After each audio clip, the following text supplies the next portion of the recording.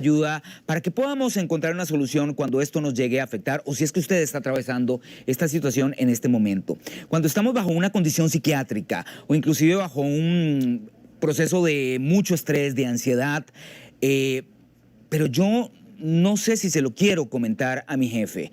Me da miedo de lo que esto pueda significar, que tantas represalias pueda tomar hacia mi persona por esta condición psiquiátrica o incluso hasta qué punto yo podría incapacitarme. ¿Qué le parece si abordamos el tema en compañía de la abogada especialista en temas laborales, la licenciada Marta Salazar? Buenos días, ¿cómo estás? Hola, muy buenos días, José. Buenos días a todas las personas que nos acompañan el día de hoy. Bueno, lo primero que yo creo que mucha gente se pregunta, ¿verdad?, es si realmente yo estoy en la obligación de tener que comunicarlo a la empresa o inclusive a mi jefatura el hecho de que estoy en este momento bajo una condición psiquiátrica. Vamos a ver, primero hay que comentarlo con el médico para ver hasta dónde esa situación esa situación de salud mental me podría afectar en el trabajo, para ver si necesito una reubicación, si necesito que me cambien algún tipo de funciones que me están tal vez afectando mi salud también, o más bien si tengo una incapacidad. Entonces, en ese caso, no es necesario que yo le tenga que dar una justificación al patrono del por qué estoy incapacitado. Es decir, cuando yo estoy incapacitado, si me quebré una pierna, si tengo una gripe muy fuerte, si tengo una bronquitis o si tengo un trastorno de depresión o un trastorno mental, no tengo por qué comunicarle las especificaciones de incapacidad a mi patrono.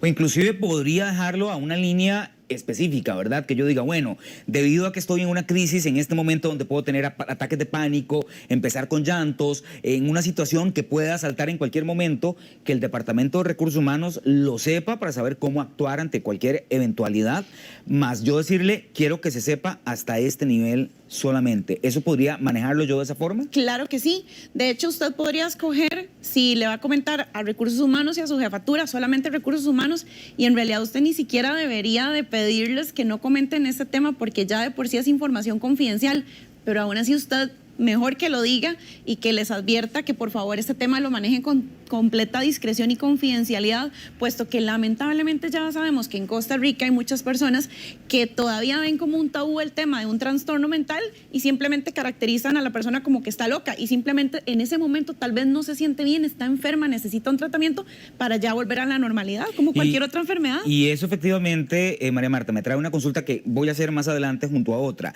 Antes de eso quisiera consultarte, ¿deberían de existir políticas internas dentro de la empresa que respalden mi condición psiquiátrica? O sea, ¿debería ser parte de lo que existe en una empresa? No necesariamente es obligatorio que exista una política interna, sin embargo, siempre es importante contar con políticas internas respecto a incapacidades. Y evidentemente, pues, por supuesto que podría meterse dentro el tema de la discrecionalidad y la confidencialidad en el manejo de esas incapacidades. Y es que no solo las personas enfrentan discriminación por temas de salud mental, sino por otros temas de incapacidad. Las personas han enfrentado múltiples tipos de discriminación porque hay que se incapacita mucho por el tema que sea, José. Claro. Puede ser por una lumbalgia o por un tema grave de espalda, de la rodilla, que la persona tiene que estarse incapacitando y aún así afronta o es afectada por temas de discriminación. Ahora, ¿qué sucede si yo me doy cuenta que mi jefe está tomando represalias en mi contra por esta condición psiquiátrica, ¿verdad? O sea, hay una forma en la que yo pueda blindarme legalmente y decir en recursos humanos o en el área que sea, un momentito, o sea, tengo una condición, tal vez no es de mi conocimiento de mi jefe, o más bien él se enteró y está aprovechando esto para decir, esta persona ya no me funciona en el puesto, esta persona no está siendo capaz, esta persona lo que pasa es que no puede manejar la presión, esta persona no trabaja bajo los estándares que necesitamos y empieza... Qué bueno que preguntas eso, porque justamente muchas personas que enfrentan una situación de salud mental van pasando por esas etapas en algunas ocasiones, donde le comentan al patrono o al recursos humanos, de repente tal vez no va dando la talla y entonces va afrontando una situación al mismo tiempo paralela de acoso laboral, donde finalmente a veces la persona o tiene que renunciar o es despedida porque comete errores. Entonces, ¿cómo blindarse? Pues es importante siempre tener pruebas, ya sea testimonial o documental, para poder también interponer un proceso, ya sea interno por discriminación o acoso laboral. Recordemos también que la discriminación es una forma de acoso laboral, o incluso hasta un proceso judicial si finalmente me despidieron o me hicieron salir de la empresa producto del acoso laboral que sufrí por el tema de salud que yo venía enfrentando. Ahora, yo podría incluso llegar a un momento, por solicitud incluso o por sugerencia de mi psiquiatra, de llegar a la empresa y decir, necesito un reajuste. Porque de verdad estoy bajo un término de presión, una circunstancia que no estoy pudiendo sobrellevar y necesito ya sea que me hagan un cambio de horario, necesito un cambio de puesto, necesito delimitar ciertas funciones. ¿Eso sería factible? Claro que sí es factible. Recordemos que en una relación laboral siempre existe el principio de comunicación y buena fe.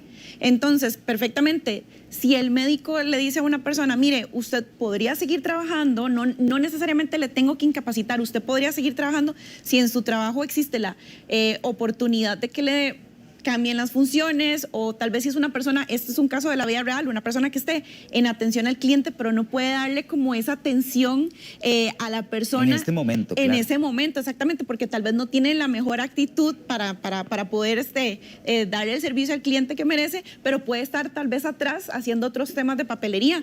Entonces, ese perfectamente podría ser una manera en que uno le puede explicar al patrono la situación que está pasando con un dictamen médico donde el psiquiatra especifique las condiciones que esa persona necesita, solicitar esa reubicación, y si la empresa cuenta con la disponibilidad, porque recordemos que hay empresas que definitivamente no tienen un puesto para darle, pues sí se le podría dar una reubicación, y si no, pues sí se tendría que valorar la incapacidad. Eso te iba a decir, buena fe, o sea, va a depender de que el patrono efectivamente diga sí es factible, o si dice que no, pues entonces igual podría negarse. Claro, José, pero es que también hay empresas que por el tamaño, que son muy pequeñas, simplemente no tienen otro puesto que ofrecerle al trabajador, pero si es una empresa que tiene más disponibilidad de puestos, de funciones, incluso de horarios, es una persona que tal vez está de noche y no puede trabajar más de noche porque eso le está perjudicando incluso su salud mental, que le pasen a un horario de día. Ese tipo de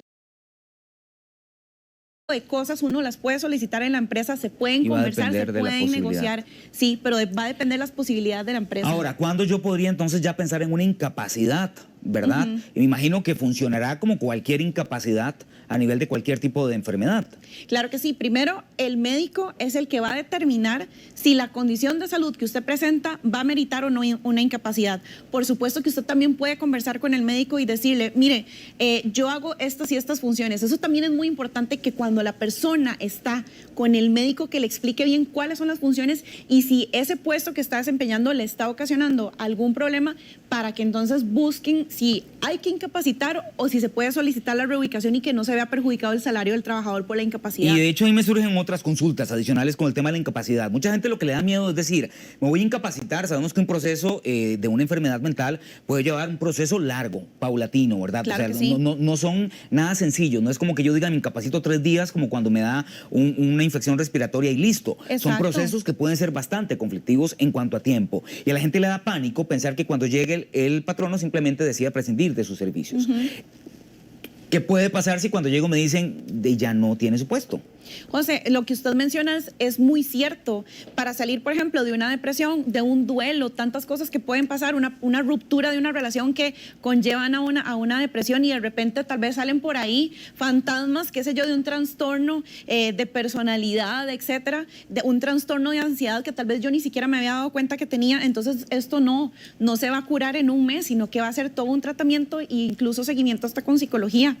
Pero vamos a ver, si la persona comenta en el trabajo, mire, estoy pasando por esta situación, se murió un familiar, tuve una situación en mi casa, y empieza a afrontar temas de discriminación y finalmente es despedida, esta persona podría incluso demandar y cobrar daños y perjuicios o hasta la reinstalación por un despido discriminatorio. Entonces, ojo ahí, porque después de una incapacidad, ya la Sala Segunda de la Corte Suprema de Justicia ha fallado en múltiples ocasiones que después de una incapacidad es muy delicado despedir a un trabajador, porque se podría ver como un despido discriminatorio. Ahora aquí la pregunta que me surge es cómo yo podría o qué pruebas necesitaría para hacer esta demanda válida, de verdad, porque un patrono podría decir, no, ella está suponiendo o él está suponiendo que es por esa razón, pero en realidad no es por eso, ¿verdad? Y qué le haría a uno poder comprobar que efectivamente fue por eso y que el patrono no diga, no, es que los ingresos mermaron y hubo que encerrar este puesto.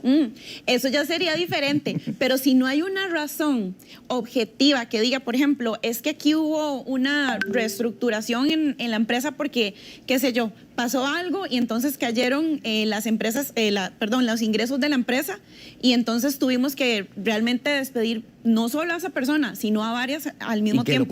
Y que lo comprueben. Que no eso una es diferente. Sustitución de personal. Exactamente, pero la sala segunda, ojo aquí que esto es muy importante, con solo, en varios casos, con solo ver que han pasado muy pocos días o semanas luego de que la persona regresó de la incapacidad, hay un despido, ya para la sala ha sido suficiente para considerarlo como un indicio. Muy bien visto, claro. Sí, como un indicio muy fuerte de que fue un despido por discriminación. Entonces, puede ser que la persona trabajadora le esté pasando en este momento o le vaya a pasar, entonces que ya esté advertido de que si fue tiempo muy pronto después de haber regresado a esa incapacidad, es muy probable que le den la razón al trabajador de que fue un despido por discriminación. María Marta, muchísimas gracias. Siempre nos traes temas que son sumamente valiosos para todos los que abordamos muchas veces este tipo de situaciones en el trabajo y no sabemos cómo manejarlas. Claro, con gusto. Muchas gracias. Y yo tengo nuevamente una pregunta que hacerte.